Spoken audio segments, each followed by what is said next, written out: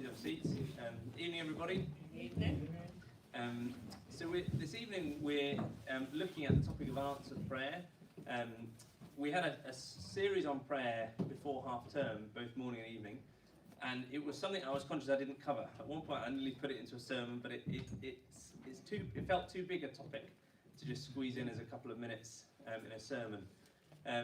So we've got this evening and then next week to kind of give a bit of space, I suppose, to things around prayer that didn't come up or there wasn't time for in that series. So tonight, focus mainly on unanswered prayer. Next week, we're going to have a Q&A. So the idea is that actually there might be questions or aspects of prayer that we didn't really cover that you'd find it helpful for us to talk about. There's some blue slips of paper on your table. So if you've got a question about prayer, or maybe there's an aspect of prayer that you think, I'd love to spend a bit more time on that, and it didn't come up in the prayer series, please write it down on those bits of blue paper. And then if you make sure it finds its way to this basket, I'll come around and pick them up at the end. Then we'll spend some time on those and maybe some other items that have come up next week. So there'll be a Q&A next week.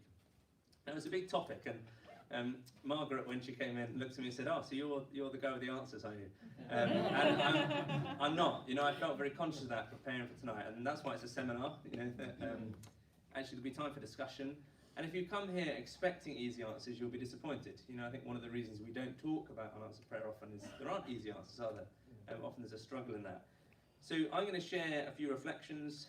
Suzanne's going to share a bit personally later on. There'll be some times of discussion around tables. So I hope we see this evening more as a chance to talk about this together, to share how God's worked in our lives around it together, to look at some of the things the scriptures have to say. And it might be, even before we start, you saw this title and the term kind of thought, I don't like that. There is no such thing as an unanswered prayer. Some people struggle with even that term. I think it's worth saying from the beginning that, there's both a heavenly and an earthly perspective, isn't there, in this? So in the book of Revelation in chapter 8, there's this lovely image of, that God's throne, and before God's throne, angels are bringing incense, and then mixed in with the incense is the prayers of God's people. And it's the image that actually all of our prayers come before God. So God hears our prayers. That's the heavenly perspective. But on earth, it doesn't always feel like that, does it? It doesn't always feel like God is answering our prayers. And that's what we're looking about tonight. So we can argue about the language, but actually the scriptures are pretty happy to use language like that. So we're talking about when situations remain unchanged. Maybe we've been praying to have kids for years and nothing's happening. Maybe there's a besetting sin in our life and we keep praying for change, but we're falling into it over and over again. Maybe it's the conversion of a loved one. A family member, a close friend, we've been praying for them for years, but nothing seems to be happening. Maybe sometimes it's a disappointing outcome. It's not the outcome we wanted. We were praying for healing, and they've died. Or sometimes it's silence. We're asking God for wisdom, for discernment, for a way forward, and there just doesn't seem to be any answer. That's what we're talking about tonight when we talk about unanswered prayer. And in the Bible's willing to use this language. One of the things I really appreciate about the scriptures, it doesn't duck away from hard things, does it? So, John, if we have some of these verses up. So, Job, for example. Now, if you think of the book of Job, it's not, Job is a study of many things, isn't it? But in some ways, Job is unanswered prayer, isn't it?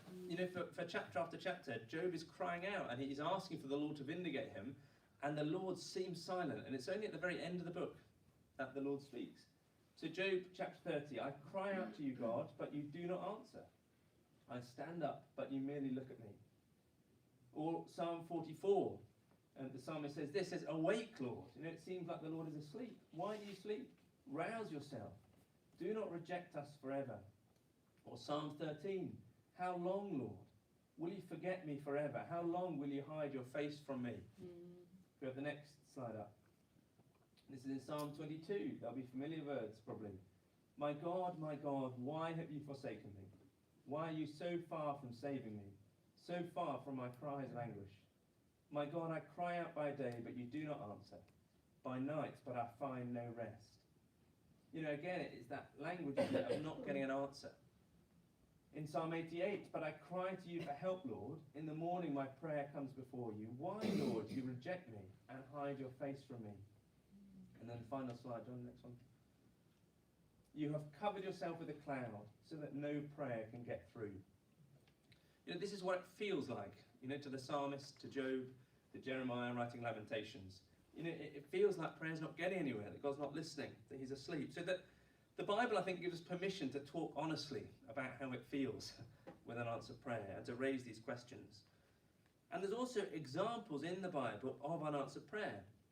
So David, if you've got some Bibles on your tables, if you have a quick look at 2 Samuel.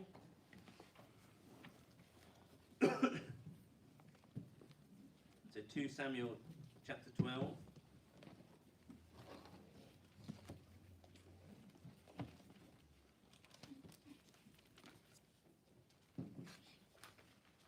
So in the context, David has sinned, committing adultery with Bathsheba and murdering Uriah. Nathan rebukes him and tells him there'll be consequences for his sin. And then if you look at verse 16, or just before that, verse 15, after Nathan, that's the prophet, had gone home, the Lord struck the child that Uriah's wife had born to David, and he became ill. David pleaded with God for the child. He fasted and spent the nights lying in sackcloth on the ground. The elders of his household stood beside him to get him up from the ground, but he refused, and he would not eat any food with them. On the 7th day, the child died. So there's unanswered prayer. David prayed and fasted, but it wasn't the outcome that he was praying for. You see unanswered prayer with Paul. We won't look at all of these, but Romans 15 is his travel plans, and he asked them to pray for his travel plans, that firstly he'd be protected in Jerusalem, and then that he'd be able to come to them with joy and to refresh them. And you could say technically God answered his prayer. His life was spared in Jerusalem, and he did make it to Rome, albeit as a prisoner. But I don't think it was what Paul had imagined when he asked them to pray that. Or the well-known verses, if you flick to 2 Corinthians chapter 12, this is Paul's thorn in the flesh. So 2 Corinthians chapter 12. And halfway through verse 7. It says, therefore, in order to keep me from becoming conceited, I was given a thorn in my flesh. And people debate what that was exactly. But it says, a messenger of Satan to torment me. 3 times I pleaded with the Lord to take it away from me. But he said to me, my grace is sufficient for you, for my power is made perfect in weakness. And so, in one sense, Paul did receive an answer, didn't he? But it's not what he was praying for. God's answer here is actually, I'm not going to deliver you from that circumstance, but I'm going to strengthen you. I'm going to give you my grace. Or think of Jesus praying in the garden. Father, take this cup from me. But actually, his conclusion was, not my will, but yours be done. So even in the scriptures, there are examples of these. But I guess lots of us, even from what I've shared now, lots of us will be able to bring to mind, I expect, seasons in our life. Maybe there's things right now that we're firmly praying into and nothing seems to be changing. And that can become quite an obstacle, can't it? It can discourage us from praying. We can think, what's the point? We can give up in our praying. It can become an obstacle, a barrier between us and God. It can feel like God doesn't care. It can become a hindrance in our relationship with him. And we were discussing this topic a bit in the staff team, just thinking about the services for this coming term. And Suzanne shared a little bit in that of actually how recently God had been at work in her life in this area. It's always a dangerous thing to share in front of the person who's trying to plan out the schedules. And Suzanne's very kindly said she'd share a little bit tonight. So Suzanne, if you're happy to come up and just share a little bit of, I guess, the circumstances that you were praying into and around, when those prayers seemed unanswered, just what that was like and the struggle of that, but also now you look back on that time, how you reflect on God's hand in that. Thanks, Suzanne. It's always dangerous talking, isn't it? So unanswered prayer, many of us here are experienced or have experienced unanswered prayer. Lots of you will know Lewis, our oldest son, who lives and works in Coventry. We speak to him on a daily basis, between us, keeping up to date on life and what's going on week to week. He comes to Bradford regular and we visit Coventry. Life is settled and good. Why am I telling you this? It's all a pretty normal family carry on. But 5 years ago, we lost all contact with Lewis as a family through circumstances and choices out of our control. We were unable to speak to or see Lewis. This was a time when all I could do was pray to my God who answered prayer. This was the most difficult time in my life so far. The desperation that came with the situation was heartbreaking. I prayed for God to bring Lewis home, for him to forgive me and show me what I had to do to reattach our precious relationship. The effect all this had on us as a family has been massive. So not only was I dealing with my sadness and sorrow of losing my relationship with Lewis, it was that of Philip and our other children. My sadness was having a profound effect on them. I continued to come to church and worship throughout this time, which sounds good, but man, it was tough. My Philip now didn't come with me. He was struggling with all this his own way. I found myself alone in many ways, but God kept a strong hold of me. I can't say I held on to him at this time. It was God who kept me. He hemmed me in before and behind me. I had some serious conversations with God over this time, asking the questions, what can I do? What have I done to cause this? Why aren't you dealing with this? Why can't you help us sort this mess out? Where are you? Don't get me wrong, it's easy to stand here and say I prayed every day for this situation. I was on my knees looking to God for strength and purpose in all of this. There would be days and weeks when I gave up on God and what he was actually able to do. I was angry and disappointed that our God of love and understanding, that I would say with confidence to others in situations like this, was not listening to me in my anguish and desperation. Yet then, in God's grace, I would be reminded, Jesus reminds us that we should not lose heart when our prayers aren't answered right away. Persistent prayer reminds us that our hope comes from God alone in the anxieties and trials of this world.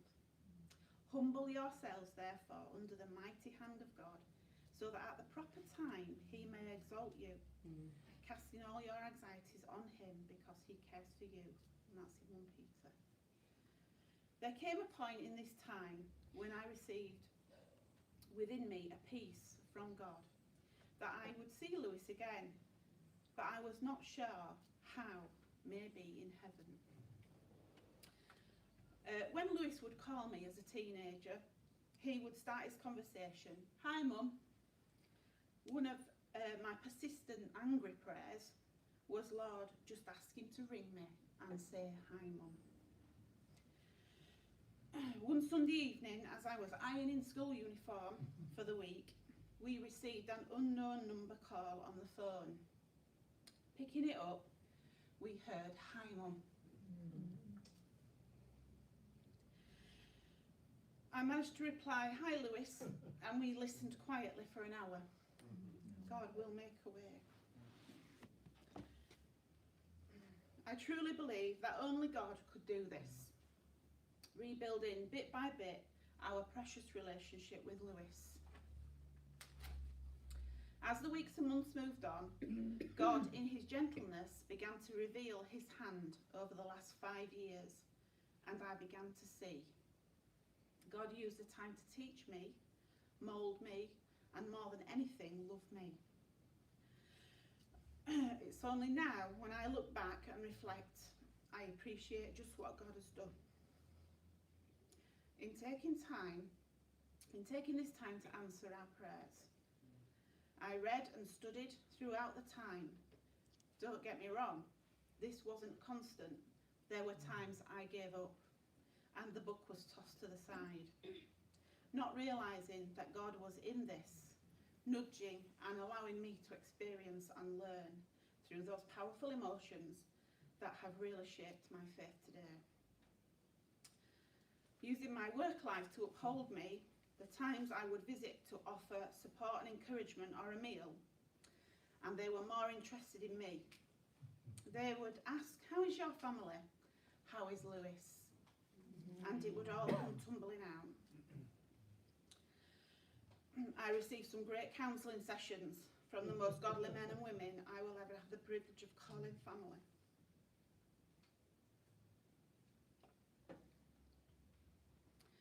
The men and women you know, when they say they will pray, and they did.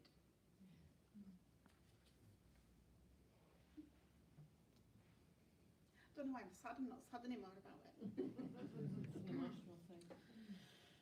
Sometimes I imagine standing at the back of a high hall, looking down over the last 5 years, and I can see the different periods of time where God has taught and used people, held me, pushed me, cried with me, angered with me, and used me to push forward. It's quite a powerful vision of a God who is walking with one of his own. God is using all this. He has brought people onto my path that I have felt able to share some of the above to encourage and give hope in situations. God is definitely sneaky. I am not a natural Bible study.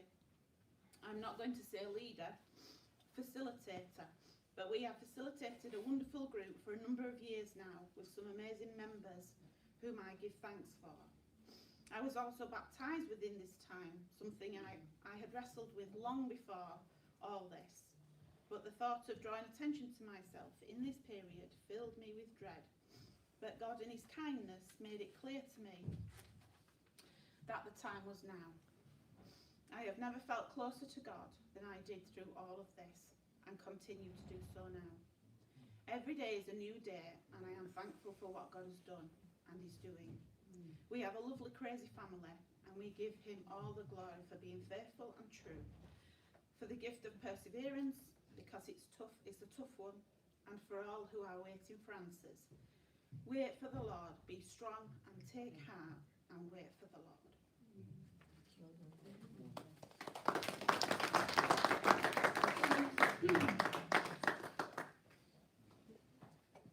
Suzanne, thanks for blessing us by sharing that. And know too that you have blessed and encouraged many of us, in this season, Suzanne, in the way that you have walked with the Lord in the midst of trial and uncertainty. Let's just discuss on tables this question. Go for the next slide up. How have you found the experience of unanswered prayer challenging? We can see it in the scriptures. Suzanne shared a bit of her experience. How have you found the experience of unanswered prayer challenging? So let's just discuss that in tables for a few minutes, and then we'll come back together. As I said earlier, this is more of a kind of series of reflections, and then in a moment we'll go back to share around tables. I think one thing that I wanted to share first of all is around, for the next slide, around putting God's promises on prayer in context. I might be wrong in this, but I think that sometimes the reason we struggle with unanswered prayer is because of verses that tell us that as Jesus followers, anything that anything we ask in his name will be given. We looked at one of these this morning, didn't we, in John 14. So we read verses like that, we don't experience that, and that creates a quandary, a struggle. So I may well have missed a lot of verses, but I think a lot of these come in the Gospels. So there's a series that are grouped around the destruction of the temple and the fig tree. So there's certainly in Matthew 21 and Mark 11, towards the end of Jesus' life, Jesus going into Jerusalem, and he curses a fig tree as a symbol or a picture of the destruction of the temple. And then right after that, there's some verses about prayer. So if we look up, why don't we look up in Matthew 1? I think they're fairly parallel. Could somebody read Matthew 21, 18 to 22, please? In a nice loud voice.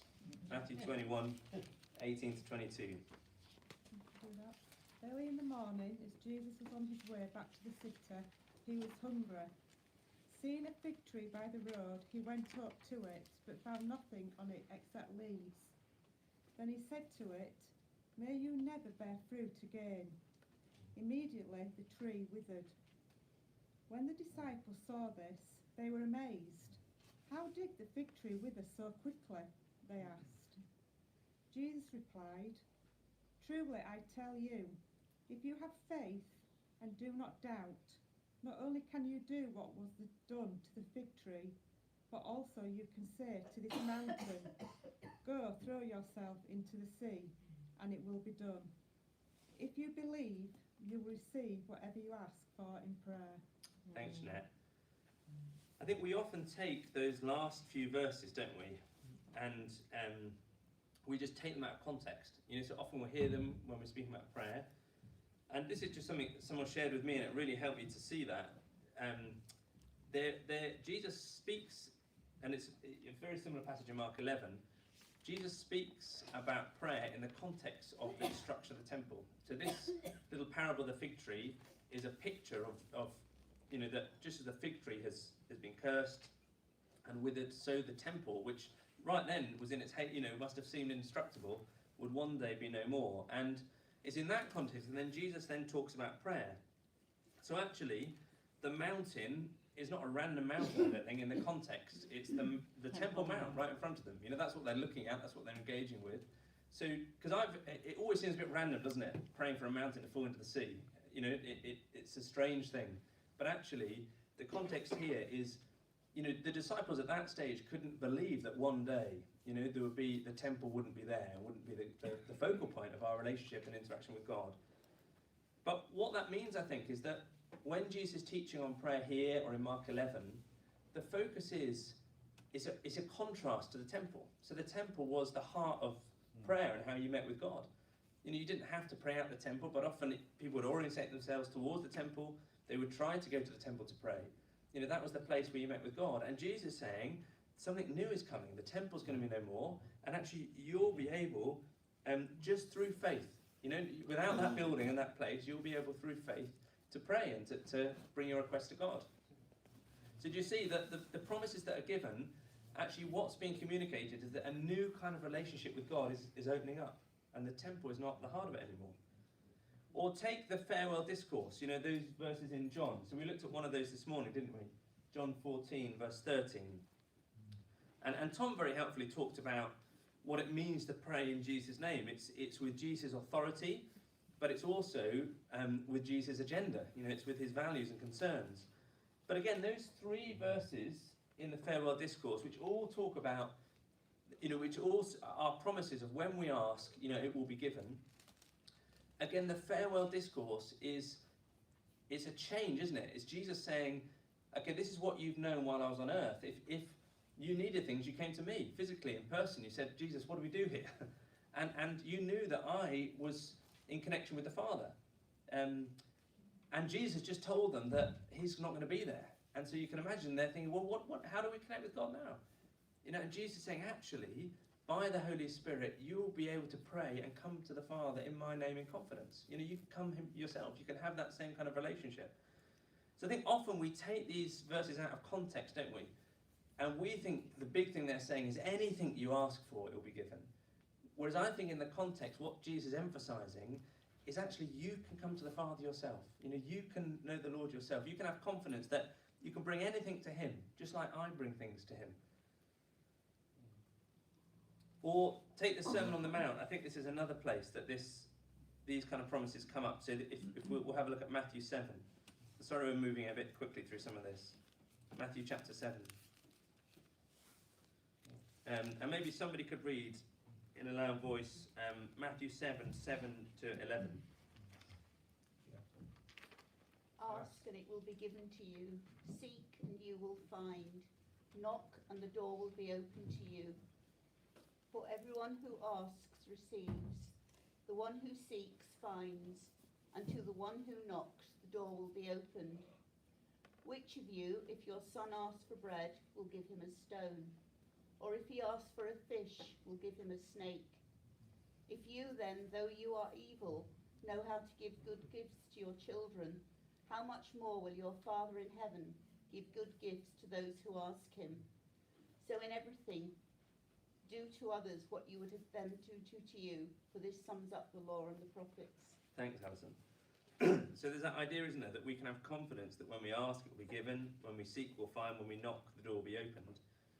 And the reason for that confidence in verses 9 to 11 is because of the nature of the relationship that we have with God, that through Jesus we know him as our Father. And so because he's our loving Father, we can have confidence that when we come to him, he answers, we receive from him. And personally, the thing I found most helpful when in this whole topic of unanswered prayer is that picture of prayer as a relationship with a child coming to their father. That's the thing that's helped me the most. We often think of prayer as transactional, don't we? That can be our default. So prayer is a way by which I get something. You know, that's what prayer is. It's a means to get something. And so if we don't get something, there's a crisis. It's all gone wrong. Jesus primarily defines prayer here relationally. It's coming to our Father. And when we think about that relationship, I think we start to understand a little bit more why it feels like it does, why it plays out like it does. The father doesn't always say yes, does he? And if we think about a father with a child, that's often the case, isn't it? That children come with all kinds of requests. And actually, it's not always a yes. And that's not a sign of indifference or a lack of love.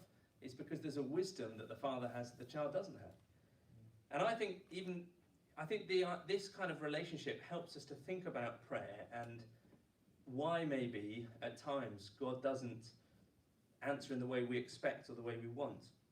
So if you think of a child, a young child, a toddler has, or a 3, 4, 5-year-old, they have a pretty simple desires, and if you think about what they'd ask for, they'll always ask to stay up late, won't they? You say, do you want to go to bed now or do you want to stay up late? Stay up late. So they'll always ask for that. Or if you say, do you want to have your vegetables or some sweets? Always sweets, right? So actually, do you see, when you're a parent of a child of that age, you've got to say yes, can you, to all those things. So regularly you'll withhold, you'll say no, you'll push back. And that's because at that stage, there's a big gap, isn't there, between the agenda, if you like, of the child, what they want, and the agenda of the parent. The parent is thinking, no, I need to form you in character. I need to help you develop habits that are going to set you on your course for life. And I think often when we first become a Christian, there's a big gap, isn't there, between our agenda, what we want, which largely is for things to go well in this world, isn't it? Isn't that naturally where our starting point when we come to God is, God, I just want an easy, smooth, comfortable life.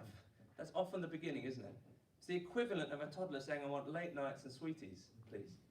And do you see, there's a gap between what God's agenda is for us. Actually, he wants to grow us to spiritual maturity. He wants to see us be fruitful in this world. He wants to see us invest in things that are going to last. So do you see how actually he can't say yes to everything, can he? Because that's because of his wisdom. But as we grow, think of that child. As that child grows up over time, actually they start to understand the mind of their parent more, don't they? They start to get their perspective. Mm-hmm. They start to see the consequences to actions. And imagine a scenario where that plays out fruitfully over time and eventually gets to the stage where that child has become an adult and is now working with their father in the family business. The father is still the boss, but they're working together alongside one another. And by that stage, actually, they share the same values. And that the child knows the father well. They know what they care about and what their priorities are. They're working together in the same cause. So there'll be a lot of things that they used to ask for, they wouldn't ask for anymore because they know the heart of the father. But do you see also, there's a closeness in their relationship and their priorities that means actually if that child then as an adult working in the family business with dad says, oh, would you help me with this? Of course, because there's an alignment. So I found that picture of a child with a father or a parent a really helpful way to understand prayer. The reason we don't like it is we're the child, aren't we? And that's why prayer can be difficult. Just as children don't like their parents' response to they oftentimes, but that doesn't mean they've got a bad parent. But perhaps it helps us understand how over time, when our prayers start to align more and more with God's heart, actually that starts to change. One of the books that I found helpful, well, there aren't many books on this topic, but one of the books that is on this topic and that I found helpful is by Pete Greig, called God on Mute. He's written a lot on prayer. There's bits in what he writes that I don't fully agree with, but a lot in this has been very helpful. And I've just printed out, actually if someone could just, Yemi, would you mind just giving those out onto the tables? I've just printed out, he has, I'm not going to try and summarise a book like that in 4 minutes, but he has a list, what he calls an unanswered prayer personal checklist. And so he gives possible reasons why God doesn't answer our prayer. Now, it's not, he says as a disclaimer, it's not a straightforward thing, is it? We don't know the mind of God always. And so it's not always a straightforward, this is the reason. But I think it's helpful even that he opens up some of these categories. So I'll very briefly read these out, but I thought I'd print it off and give it to you so that you can have a look at it. So he says, look, these might be some of the reasons that God doesn't answer our prayers. He talks about common sense. You know, are we asking God to do something stupid or illogical? Contradiction. You know, there's a reality, isn't there, that there are many people praying at the same time about different things, and God can't answer all of our prayers. You know, there'll be people who are praying things that directly oppose one another. It might be the laws of nature. God does sometimes miraculously intervene, doesn't he? But actually, normally, he upholds the laws that he's built into this world. It might be that life is tough. You know, God doesn't spare us as Christians from feeling the effects of this broken world. There are times where he will intervene, but actually there are times where we too feel the broken creation. It could be doctrine. Actually, it might be that what we're praying goes against God's character. It's out of line with his ways. It might be this idea of God's best or second best, that actually God has something better for us. It could be about our motive. You know, sometimes we're praying with the wrong heart, with a selfish motive. And again, think of that relationship with a father, a parent, and a child. You know, there are times where you don't answer because you know that their heart in it isn't right. Relationship, and I think this is maybe something of what Suzanne was sharing. Is there an opportunity here for going deeper in my relationship with God? I think sometimes God delays so that we'll press into him. Free will. You know, that am I expecting God to override someone's free will? You know, God is also working, isn't he, in other people's lives. Influence, he talks about. He talks about satanic opposition. You know, there are times where we have to fight and actually to engage in spiritual warfare. He talks about faith. You know, sometimes actually we don't really believe God can do it. We're not praying in faith. Sometimes about perseverance. You know, that God is calling us to keep on praying into that thing. Sometimes it's sin. You know, the Bible is clear that actually if we're walking in sin, that is a hindrance to our prayers. He talks about justice. But he helpfully says at the end, none of the above. You know, sometimes it is none of the above, isn't it? You know, and I think the book of Job is one of those, where you know, and actually in those times maybe we're being called to trust. So I'll leave that with you. I found it helpful just because it explores some different aspects to think about in terms of our prayers. And then just lastly then, as we go back into groups, if we have the next slide up. Just some thoughts on how we respond with unanswered prayer. And I guess as Suzanne was sharing, as we've seen in the scriptures, it's messy, isn't it? So it's hard and it's tough. And so we're not going to pretend that this is sort of easy or prescriptive. I think the first thing there is to seek God. When you know, I was sharing in our group, one of the things I struggle with in answer prayer is I just find it tempting to give up. You know, if I pray for something in an ongoing way, nothing's happening, my temptation is just to give up, to stop. And I think when we're experiencing unanswered prayer, we have a choice, don't we? We can pull away from God because of that, or we can press in. And I think unanswered prayer can be a barrier in our relationship with God. And some of us will experience that, some of us will be conscious of others where it has become a barrier.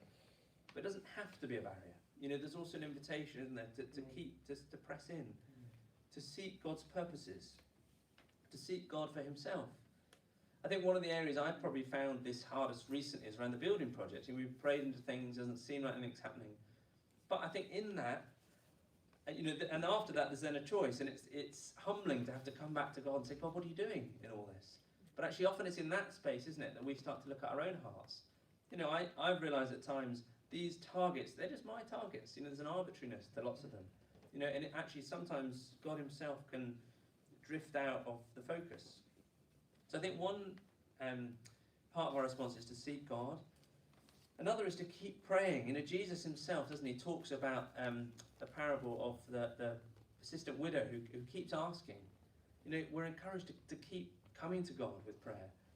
And because sometimes what's going on isn't that the outcome actually is different to what we're praying for, but the timing is different. I think I want things now. I want stuff changed now. Sometimes actually God is at work, but his timing is different. There's other things that he's doing. There's a story that I picked up as I was reading around this topic about D.L. Moody. It's one of those stories that almost sounds too good to be true, but enough people have spoken it that I'll share it. It says that D.L. Moody, he had a list of 100 friends that he was praying for. He was praying for their salvation. So he had them written down, their names, and he would pray for these 100 friends every day. And when a friend came to know the Lord, he'd cross their name off the list.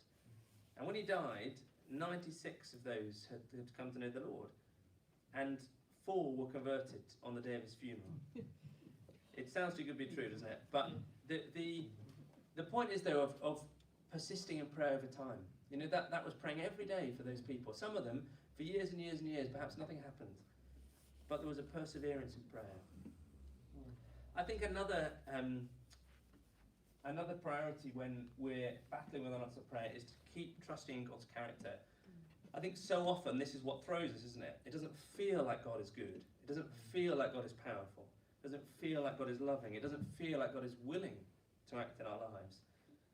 And in those moments, again, we've got to choose, are my circumstances going to dictate my view of God? Or will my view of God, what he says about himself in the scriptures, what I've known about him in the past, will that be the lens through which I view my circumstances? To hold on to his goodness, to how he reveals himself as a father who loves us. And the last thing that I think is helpful is to be honest. This is why I think the psalmist is so helpful. Susanna, it's why it's really helpful that you shared honestly. Sometimes we don't give each other permission to be honest about this sort of stuff, do we? We have to pretend that prayer is fantastic and, everything's answered. And I think that means being honest with others, being honest actually sometimes with ourselves. I think there are times where I get stuck in my relationship with God, and it's because I've stopped being honest with him. I'm sort of speaking these prayers, but underneath there's real issues and heartaches, and I have to actually be honest about all that before I can connect with God again. So being honest with God, being honest with others, actually when we ask how you're doing spiritually, to say, no, I'm really struggling with this. I've been praying about it for ages, and nothing seems to be happening. And I think being honest stops our hearts growing cold, doesn't it? Otherwise we can just grow distant, and it stops our prayers becoming fake and superficial. I think we can get into that place, can't we, where spiritually it's all a bit fake. We are saying prayers, but our heart's a bit disengaged. And that's why I think that the psalmists and Job and Jeremiah, they set an example of that. We can say to God our struggles. Well, let's just, for 5 minutes or so, go back into small groups. If we have, go on the next slide. So discussion, what have you found helpful when you've experienced unanswered prayer, or you've been in those kind of seasons? And how has God used these seasons in your life?